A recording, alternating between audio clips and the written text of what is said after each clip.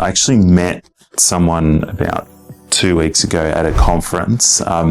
She was actually the keynote speaker at this physiotherapy conference. Really interesting background. Her name's Rabia Siddique, world-renowned and famous during the Iraq and Afghanistan war because she was an Australian and British citizen who had joined the British military.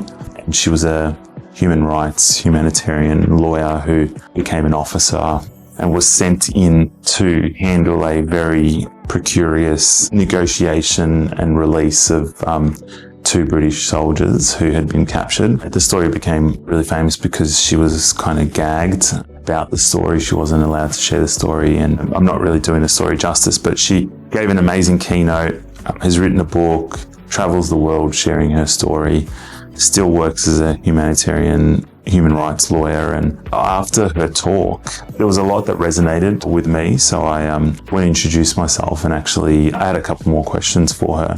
Off the back of those questions, she said to me, "Hey, do you mind if I share my number with you and we can reconnect after this conference?" And she reached out, a week or 2 later, and we recently caught up and got chatting, and I shared my story with her and what I found amazing about her story. It was a very interesting, powerful meeting, but the sort of big takeaways that I got from that discussion with her was that she basically said to me that she's traveled the world, had hundreds and hundreds of questions after a talk like that. She said no one had ever asked her a better question. As I approached her, she felt there was a presence and aura around me, and she was quite intrigued to learn more. I shared my story with her, and off the back of that discussion, we're now talking about collaborating, doing some work together.